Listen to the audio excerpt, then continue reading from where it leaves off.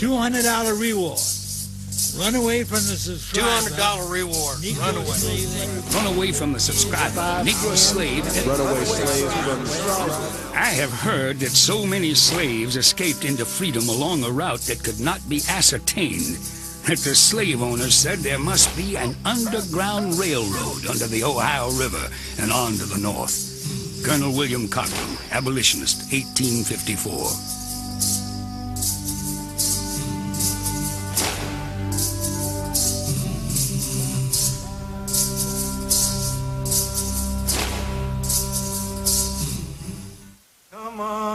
Come on up, I've got a lifeline. Come on up to this train of mine.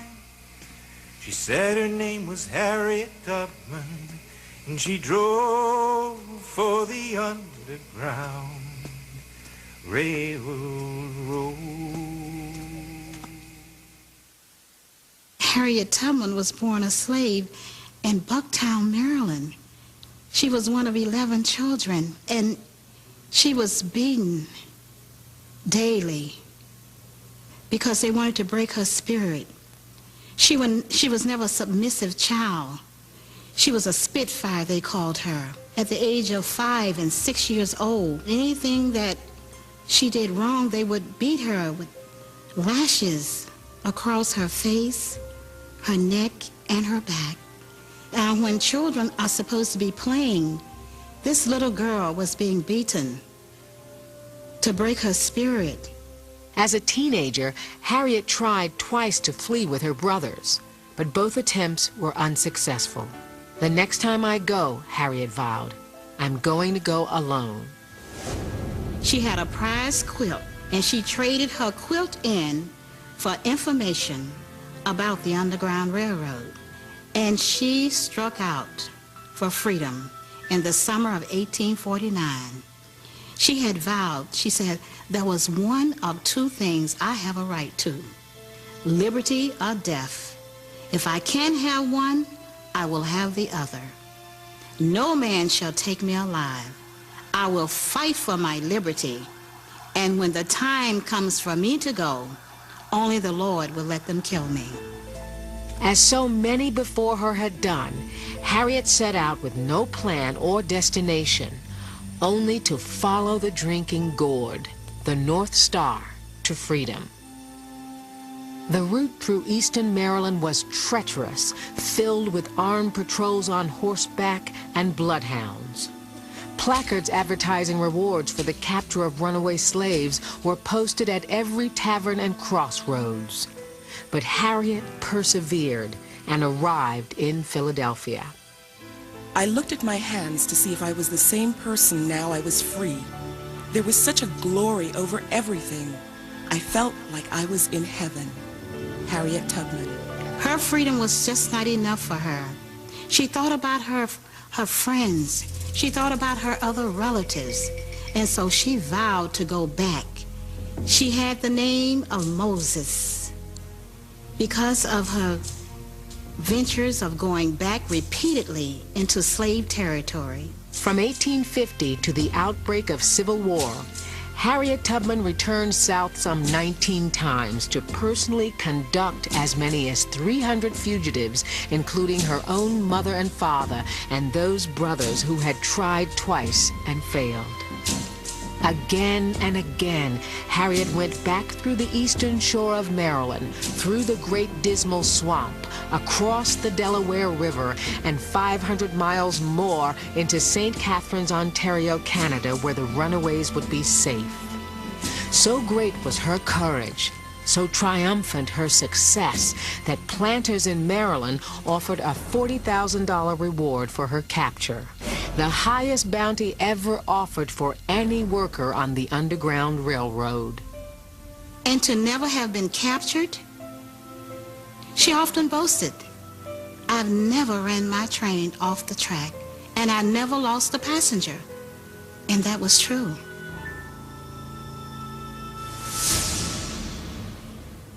Tubman was assisted by Thomas Garrett, a white abolitionist from Wilmington, Delaware, who, like William Still, was a clearinghouse for information between fugitives and those still enslaved. He was in charge of fundraising and correspondence between strategic conductors along Tubman's route. And Garrett was outspoken, so he was continually threatened, jailed, and fined for his Underground Railroad activities. But to the end, he remained stalwart, even before a federal judge at Wilmington's Old Town Hall. In this courthouse, Garrett was ordered to pay $5,600 in damages to the owner of a slave he had helped to freedom. Instead of showing contrition, Garrett was defiant. In 25 years, I have assisted over 1,400 on their way to the north, and I now consider the penalty imposed to be as a license for the remainder of my life. You may take everything I have, but if any of you know of any slave who needs my assistance, send him to me. Thomas Garrett, 1858. When Thomas Garrett died in 1871, his coffin was put on a wagon for the steep uphill climb from his home to the Appaquinimate Friends Meeting House. A group of black men, former runaways and free men, stood in the middle of the road and refused to let the wagon pass. Instead, they took Thomas Garrett's coffin and put it on their shoulders and walked up that steep hill. They wanted to carry their friend to his final resting place. The Underground Railroad is, I think, important because it makes the point that some people were able to overcome the socialization of their culture. That is a socialization which provided for the notion that race was really important and whites were superior to blacks, and that it was possible for these blacks and whites to work together in this interracial movement. And for every Thomas Garrett and Harriet Tubman, there were thousands more who we can never know. Runaway slaves and impromptu conductors alike who built their own lines along the Underground Railroad and then simply disappeared into obscurity. The emphasis on conductors, stations, and depots, and the use of those terms has made people think of it as more programmatic than it actually was.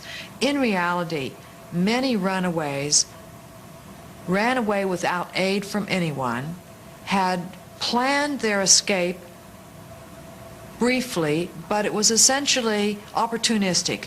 In the morning, it might be a better idea for you to steal a canoe and cross the river or go upriver, or that might be a bad idea that morning because people are after you and it's better to stay in the woods, although you will not make much time that way. So it's a very much seat of the pants, make it up as you go along kind of decision process. Although there were organized chapters of abolition and vigilance societies along the eastern seaboard, to the west there was a much more grassroots kind of Underground Railroad in operation. Slaves escaping from Mississippi, Louisiana, Missouri, and Kentucky had no idea that there were well-funded organizations in the East. They just knew that if they could get north and across the Ohio River, someone would help them to freedom. The Ohio River was a very important part of the Underground Railroad. In fact, it's estimated that over half of the slaves who escaped made their crossing at some point in that corridor. But getting across was another matter. Nearly a mile wide in most spots, the deep, swift-flowing Ohio River is full of snags and contradictory currents. In addition to that, of course, is the fact that in those days, most individuals, and certainly most African Americans, did not swim. So you get to the water's edge, and there is freedom. It's so close you can taste it, and yet, how are you going to get across?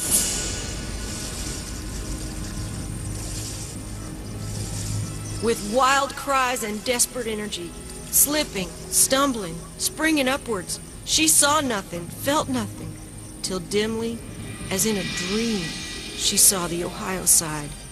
Uncle Tom's Cabin, 1852. The story of Eliza and her harrowing flight to freedom across the Ohio River captivated and enraged tens of thousands of Americans who were reading Harriet Beecher Stowe's new novel, Uncle Tom's Cabin. It was Eliza's story, many historians believe, that crystallized the anti-slavery movement in America, propelling us toward civil war. After Harriet Beecher Stowe wrote the book, slave owners came out to say that this was fiction, but Harriet based most of her characters on things that she had seen.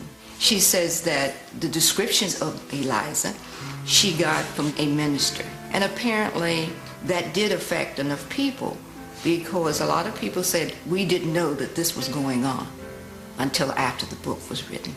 The book was fiction, but Eliza Harris was not. The character was based on a real woman who had crossed the Ohio River not far from Stowe's home in Walnut Hills, Ohio. The real Eliza Harris was trying to reach a little town called Ripley. Not many people know about Ripley, Ohio today, but in the 1840s and 50s, everybody knew Ripley. It was Freedom Town, USA. Swing low, sweet chariot, coming for to carry me home. Swing low, sweet chariot, coming for to carry me home. I looked over Jordan, and what did I see? Coming for to carry me home, a band of angels coming after me, coming for to carry me home. For slaves escaping along the western route of the Underground Railroad, the Jordan was the Ohio River, and the band of angels were the abolitionists on the other side. Most of the cities and towns along the north shore of the Ohio River had anti-slavery sympathizers, and it was through the slave grapevine that runaways came to know that a lantern in the window on the free side was a signal that a safe house was within reach. And there was one town in particular where lanterns burned brightly almost every night: Ripley, Ohio. I think Ripley became an important stop on the Underground Railroad in part because of its location. They say location is everything, and I think that's true in this story. It was right on the Ohio River. On the opposite side of the Ohio River is Kentucky, which was a border state that had pro-slavery and anti-slavery activity going on, and we were in the right location at the right time. Ripley was the home of Senator Alexander Campbell, Ohio's first abolitionist. He was a persuasive speaker for the cause, and by 1854, the Ripley Abolition Society had a membership of 300, nearly the entire population of the town.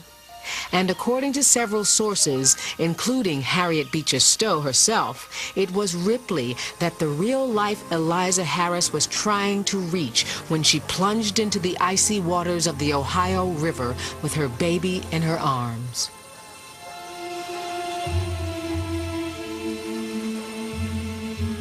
As in a dream, she saw the Ohio side and a man helping her up the bank. Save me, do hide me," said Eliza. "The best I can do is to tell you to go thar," said he. "You've earned your liberty, and ye shall have it." Uncle Tom's Cabin, 1852. For the real-life Eliza, thar was a rickety staircase leading up from the Ohio River to the home of Reverend John Rankin. It was an uphill struggle to get to freedom. And of course, the Rankin House, which was one of the major first stops on the Underground Railroad, was one of the more important ones. His house still stands atop Liberty Hill, the highest point in Ripley. The Rankins chose this location because of its visibility, and their home was on a hill overlooking the village of Ripley and the Ohio River and the Kentucky hills. And they kept a lantern or a lamp in their window every evening, and that was the beacon, almost like the North Star, and that was a sign to escaping slaves that this was a safe house and they were welcome here. They would be sheltered and fed and cared for, and when safe, moved on to the next station north. For 40 years, John Rankin, a Presbyterian minister, and his family harbored as many as 2,000 fugitive slaves, his sons ready to defend them with guns. Some runaways stayed in Ripley and established a free black settlement known as Africa on the Hill. Most were ferried on, among them the real-life Eliza, and Lewis Hayden, the same Lewis Hayden who would travel on to Boston to become a famous abolitionist and station master himself. Reverend Rankin was outspoken and paid a price for it. Twice attempts were made to burn down his house, and Kentucky slave owners had a standing reward of $2,500 for the abduction or assassination of Reverend Rankin. Perhaps that is why, less than a mile away, another man who was also harboring fugitive slaves kept quiet and kept to himself. He kept so quiet, in fact, that his story was almost lost. His name was John P. Parker. Parker's contribution to the Underground Railroad was, first of all, he was one of the men who took the chance to go actually cross the river over into slave territory and pick up these freedom seekers. And for an African American, if he had been caught, he was either, he could have been killed on the spot, he could have been re-enslaved, or else he would have 10 to 20 years in the state penitentiary. John Parker was himself a former slave who ran away twice and failed both times.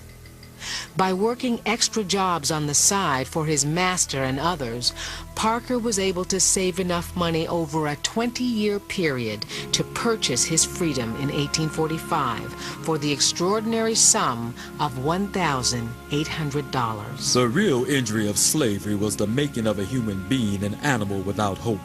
Now that it's all over, I know slavery's curse was not the pain of the body, but the pain of the soul. John P. Parker, 1880. Parker led a dual life. By day, he worked in an iron foundry. By night, he ferried fugitives across the Ohio River. Almost nightly, he would make a trip over to the other side and just see, if there were any African Americans waiting to be saved. It is an irony that this man is unknown in terms of there's no picture of him. And yet, in a way, it's almost symbolic of the business that he was involved in. You don't want people to know what you'll look like. Eventually, Parker would purchase his own foundry and become one of the first African Americans to obtain patents for a number of important inventions, including a tobacco press and a soil pulverizer designed to replace the need for slave labor by performing the work of 100 men. He sent 4 of his children to college. His daughter Hortense Parker was one of the first African Americans to graduate from Mount Holyoke College in 1883. And so within a generation, you have a slave having offspring who are of the black middle class, which is quite an accomplishment in those times. But it was Parker's work as a conductor on the Underground Railroad that he was most proud of and least celebrated for until the recent publication of his long-lost memoir. Now we know that because of Parker and Rankin, one black, one white, as many as 4,000 fugitive slaves are believed to have passed safely through Ripley.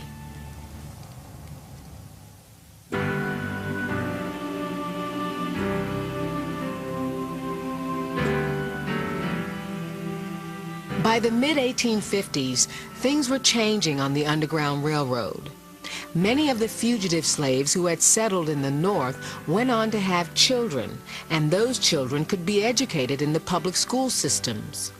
With this burgeoning literate class, the written word began to replace the old codes and signals. But getting word back south was hard. Slaves were not allowed to receive or send letters by post, or to assemble freely outside of church services on Sunday. So black churches, by necessity, became the unofficial post offices of the Underground Railroad, and black sailors became the mail carriers. Do you realize that Charleston actually imprisoned black sailors when they came to port for the time they were in port, so that they would not provide messages to free blacks in the city or to slaves in the city? But with the help of the churches, messages did get through. In 1992, historian James Horton found a bundle of old letters still hidden in a church vault. They were letters from an escaped slave who was living in Ohio, written to her mother who was still enslaved in Louisiana. The letters traced the young runaway's life. So when she got married, she wrote to her mother, telling her about this man that she was going to marry. And when she had a child, she wrote to her mother, telling her mother about this child. And the last letter that I saw that she had written to her mother was telling her mother that this child had grown to late teenage and was about to enroll in Oberlin Collegiate Institute. And so we have this grandmother in a slave hut reading about her grandson about to enroll in college. Oberlin Collegiate Institute in Oberlin, Ohio, is still in operation today. It was America's first integrated coeducational college. Oberlin turned out some of America's first black lawyers, doctors, writers, and artists, almost all of whom were descendants of fugitive slaves. Why Oberlin? Well, why not, the citizens of Oberlin would answer. Because of its strong Quaker, free black, and abolitionist populations, the entire town of Oberlin was in effect an Underground Railroad station. Fugitive slaves had lived there for 50 years with little threat from slave catchers and kidnappers. But the Fugitive Slave Act of 1850 that had so changed the Underground Railroad in the East was also reaching into the Midwest, and when it hit Oberlin, it exploded.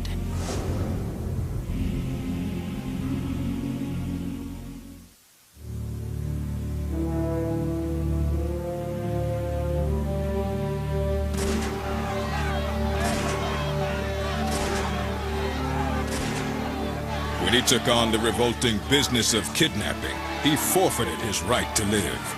Every slave hunter who meets a bloody death in this infernal business is an argument in favor of the manhood of our race. Frederick Douglass. With the passage of the Fugitive Slave Act of 1850, the anti-slavery movement had its back against the wall. No longer were speeches and poems and public appearances by Henry Box Brown going to be enough. It was time for action, and the Underground Railroad was starting to come out from the shadows to stop slavery on its tracks. In Syracuse, New York, a fugitive slave named Jerry McHenry is apprehended in the middle of town. But Jerry isn't going without a fight, and a crowd begins to gather as he is taken off to jail. Jerry is screaming to the crowd, "Throw me a knife so I can commit suicide. I don't want to go back and be a slave." This brings slavery into the faces of Northerners in a way that they've never seen it before. Now they see what slavery is really all about. That night, a mob estimated between 3,000 and 5,000 people attacked the jail. Then, in 1852, Uncle Tom's Cabin is published. It sells 1 million copies in less than a year. I think Harriet Beecher Stowe's book put a lot of people on notice that you can no longer deny that certain things are happening, that you must be concerned about what is happening. It will tear this country apart. Uncle Tom's Cabin was a 100-pound bomb inspired by God and fired at the damnable curse of slavery, and the explosion would be heard around the entire world. Ohio Senator B.F. Wade, 1876. rights. And through the novel, the effect of the fugitive slave law on white America hits home for the first time through the person of Eliza Harris. When she gets to Ohio, she is taken in by the wife of the senator. He's apparently some state senator, Mrs. Byrd. Now, the moment Mrs. Byrd took Eliza in, this woman who's barefooted and her feet are freezing and her baby is crying and she's hungry and tired, the moment she does this act of Christian charity, she's in jeopardy of a $1,000 fine, a $1,000 penalty, and 6 months in jail. And this kind of drives it home to Northerners just how awful this law really is. Blacks and whites start arming themselves. They don't want to kill anybody. These people aren't interested in violence, but they're going to defend themselves at whatever cost. The mood among Northerners had changed, and nowhere was this more evident than in Boston in 1854 with the arrest of Anthony Burns, a fugitive slave. The word of the capture of this fugitive slave spreads like wildfire through the abolitionist community and through the black community of Boston. They actually break into the courthouse. A U.S. Marshal is killed in the process, but they are repulsed. The militia is called out. Franklin Pierce, who is the President of the United States at this time, is really intent upon enforcing the fugitive slave law. He calls out the Marines.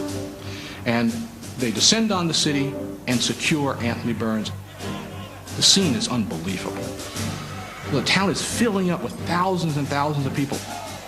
They rope off the Boston courthouse with heavy anchor chain so that the aged Chief Justice of Massachusetts, Lemuel Shaw, this very distinguished old man, has to climb under chains to get into his own courthouse. Now, for the abolitionists, they couldn't have asked for anything better. The pictures, which they immediately start publishing in newspapers, of the Boston courthouse in chains, of course, is symbolic that slavery has chained liberty in the home of liberty, Boston, where the revolution began. The trial is brief.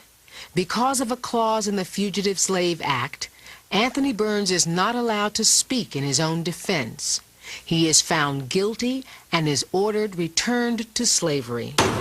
On the day that Burns is to be returned, the shop windows are draped with crepe. Across the street there is a coffin that is hung with the inscription, "Here lies liberty." Burns is marched down the street through 10,000 people on his way to the wharf to be taken back to slavery. It's estimated that the federal government spent anywhere between $20,000 and $100,000 to bring one fugitive slave out of Boston. He was later sold for $962 at auction. The Anthony Burns rescue, or attempted rescue, and his return becomes, I think, a pivotal moment in the anti-slavery movement, because I think it makes the point that slavery happens to real people. And then, in 1857, at the trial of fugitive slave Dred Scott, all those real people are dealt the severest blow of all. Chief Justice R.B. Tawney hands down his decision in the Dred Scott case, reducing all slaves to nothing more than property. The Negroes have never been, will not, and cannot be citizens of the United States. They have no rights which the white man is bound to respect. Chief Justice R.B. Taney, 1857. In one fell swoop, all the work that had been done on the Underground Railroad was about to be undone in the eyes of the law. Tawney is also worried that in the North, some blacks are getting complete equality. There are black voters in a handful of New England states. There have already been a couple of black elected officials in New England. When Anthony Burns had been seized in Boston in 1854, the lead attorney was Richard Henry Dana, who was a white man most noted for writing the book 2 years before The Mast. But sitting behind Dana, helping him, was a young black attorney. I think that Tawney truly believed that blacks had only one place in American society, and that was as slaves. He did not like free blacks. He did not want free blacks in his world. At the national level, there was going to be no aid, no assistance, no recourse, and no place to go for blacks. It upped the ante. It intensified the the situation enormously.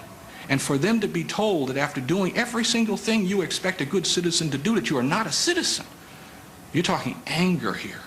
People were just furious. Charles Lennox Ramon stands up and says, we owe no allegiance to a country that grinds us under its iron heel and treats us like dogs. The time has gone by for the black man to speak of patriotism. We are talking about really angry people.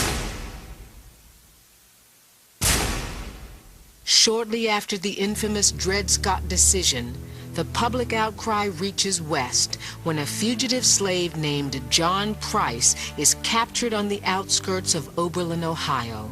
Fugitive slaves settling in Oberlin lived openly in the community, and people felt that once they'd made it here, they really were safe. In the public schools here in Oberlin, black and white children studied side by side, even though at that point in time the Ohio law forbade that practice. Of course, everything changed with the Oberlin-Wellington Rescue, which occurred in 1858. When fugitive slave John Price is captured in 1858, hundreds of citizens, black and white, nearly the entire town in fact, storm the Wellington Hotel where Price is being held. He is rescued by force and escapes, but the rescuers are jailed. And federal authorities expect these people to pay bail. Nobody will post bail. It's kind of what Martin Luther King later does in the Civil Rights Movement. You fill up the jail. Meanwhile, the local authorities indict the slave owner for attempting to kidnap a black resident of the county. White Americans in the North would, if left to their own devices, have dismissed slavery, had forgotten about slavery, would have removed it from the national agenda. But the abolitionist movement and the Underground Railroad refused to let that happen. And by continually holding this thing up to the American face to say, face this evil, they played an important role as agitators who ultimately helped to bring on the tensions that brought on the Civil War. The Wellington rescuers became heroes to the cause. Their exploits were reported throughout the North, and the town that just wouldn't take it anymore set off a chain reaction that would be heard around the world. The rescue inspired one of Oberlin's native sons to take the anti-slavery protest one step further. John Brown grew up just outside Oberlin in Hudson, Ohio. He was the son of one of the town's first station masters on the Underground Railroad. John Brown is a person who hated slavery, who grew up in a household that hated slavery, in a town that hated slavery. Harper's Ferry really is a culmination of John Brown's behavior and his anti-slavery attitudes. It becomes more and more obvious to Brown that something dramatic has to happen, that the nation just can't keep going on the way that it's been going on. Blacks know that he is going. They are looking to see what happens because they have readied themselves for what they see as the coming war. They are ready to participate in the ultimate Underground Railroad. That is the Underground Railroad that brings freedom to the slave by force. And it is no accident that blacks participate with John Brown when he goes. John Brown's raid on Harper's Ferry occurred a year following the Oberlin-Wellington rescue. The three African-American members of his raiding party at Harper's Ferry were all from Oberlin. A couple of them had been among the rescuers in the Oberlin-Wellington rescue. And when they were killed in the aftermath of the raid, the whole town mourned them. It does seem that maybe John Brown wanted to be caught at Harper's Ferry, that he saw himself as a sacrifice for the greater good. If that indeed is true, then John Brown's failure at Harper's Ferry didn't really exist, that John Brown was successful at Harper's Ferry because he forced the nation into making some hard decisions that the nation didn't seem to be prepared to be making before the raid. John Brown's raid was, of course, electrifying to the entire nation. You have to see it in terms of the Fugitive Slave Act of 1850 and the Dred Scott decision, because it appeared to many people that there was nowhere else to go except some sort of armed resistance or some sort of overt act to begin a physical end to slavery. The beginning of the end came with the first battles of the Civil War. It was not the first time blacks would choose up sides in a battle for freedom on American soil, but it was the first time they would win.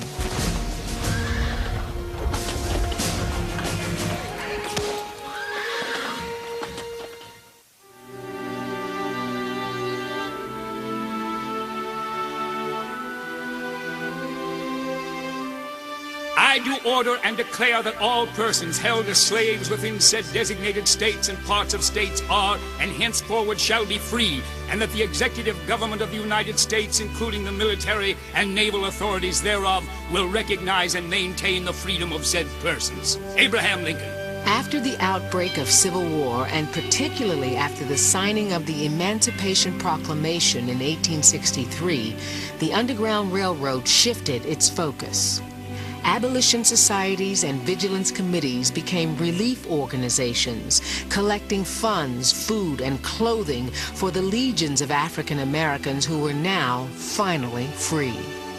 In some ways, the real work had just begun, and it continues to this day. Harriet Tubman served as a nurse, scout, and Union Army spy during the Civil War, and continued to fight for black education and women's suffrage until her death at the age of 93. Close to the end of her life, Harriet was reunited with some of the former slaves she had helped rescue. As she was dying, about 2 hours before her death, she was conscious, and they were singing "Swing Low, Sweet Chariot, coming for to carry me home." She died March 10th, 1913.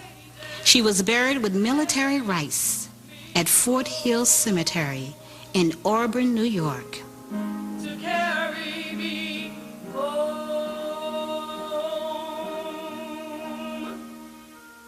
Frederick Douglass continued to speak and write for equality, and eventually served as U.S. Marshal of the District of Columbia, and then U.S. Minister to Haiti. After a lifetime of hard work, John P. Parker lost his business to an arson fire and wrote it into his will that he would disinherit any child who went into the family business. All 6 Parker children became educators. His son, Cassius Clay Parker, rising to superintendent of the St. Louis public school system. William Still published his personal diaries as The Underground Railroad in 1872. He died in 1902 and was buried in Philadelphia's African American Cemetery. The New York Times called him the father of the Underground Railroad when he died. This was a man who had 1 year and 1 month of formal education. So don't tell me, life is so hard, it stands in my way. You have to claim, you have to follow that star, reach for that star, just as our ancestors did. That's my message, not just to our still children, not just to African American children, but to every young person in America and really in the world.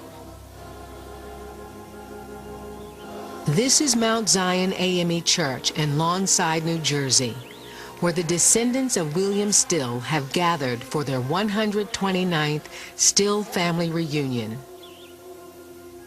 They celebrate the life of a man, a champion of freedom who, like so many others on the Underground Railroad, has become little more than a footnote in history. They realize that it is only through the collective memory of their descendants and dedication to the preservation of historic sites that the Underground Railroad can take its rightful place in history. By not telling the story, important landmarks are disappearing into the urban sprawl. Congress has officially recognized the danger with the recent passage of the Underground Railroad Network to Freedom Act. It authorizes the National Park Service to commemorate, honor, and interpret the history of the Underground Railroad. And in Cincinnati, on the banks of the Ohio River, a parking lot and freeway off-ramp will soon be transformed into America's first national museum dedicated exclusively to the Underground Railroad. What we want to do is tell the true stories of the heroes of the Underground Railroad. Not only those who are well known like Harriet Tubman or Frederick Douglass, but those who are not so well known. We're simply a catalyst for people to go out and experience the Underground Railroad in their own communities and across this country. To be able to go to places like Ripley, Ohio, to the John Rankin House, to the John Parker House, and to go throughout Ohio and across this country. To go to places like Philadelphia and to Boston and to feel the history and sense it in a real way. I see the Underground Railroad story as just a major story with a tremendously important message for our time. Because if blacks and whites could work together 150 years ago under the kind of adversity that all of those people face, with the kind of danger that all of those people face, we don't have any excuses at the end of the 20th century for not doing at least the same thing. It's a story of communal activity and action, selfless behavior, and coming together for a good long-term purpose and risking something in order to do that. This speaks to our condition, I think, very deeply today, and people want and need to hear this. The vast majority of people in this country want freedom for all. They want equal opportunity for all. We just don't quite know how to talk about it and how to come together on that subject. The Underground Railroad, I think, affords us an opportunity to do that in a huge way. When I was 7 years old, we had a Halloween dress-up party for school. And you had to dress up as your hero. I dressed up like a cowboy, came to school. Teacher praised my outfit. It was a brand new outfit. She said, "You look really, really nice." But she said, "Who ever heard of a colored cowboy?" And the class kind of laughed. I kind of laughed, not knowing what else to do. And it was certainly true. I'd never heard of a colored cowboy. And it wasn't until many years later, actually when I was in graduate school, that I found a book that said, "A Life of the Negro Cowboy." And then I started to run across some of those people that we might call now the heroes of the Underground Railroad, like Harriet Tubman, William Still, people who were black, many of whom were slaves themselves, but who were instrumental in helping other slaves to escape. And more important than that, keeping the whole issue of anti-slavery alive so that people in the country could not forget the fact that by the time of the Civil War we had 4 million people enslaved in a nation that was supposed to be priding itself on freedom.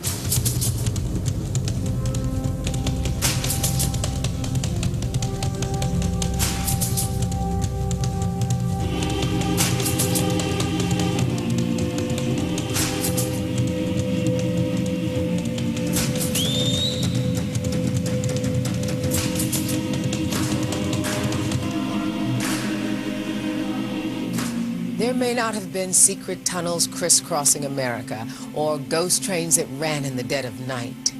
But the real story of the Underground Railroad is so much better, is so much bigger than those old myths we grew up with. The history of the Underground Railroad is the history of America and shows us what we are capable of accomplishing in the name of freedom, no matter what obstacles may stand in the way.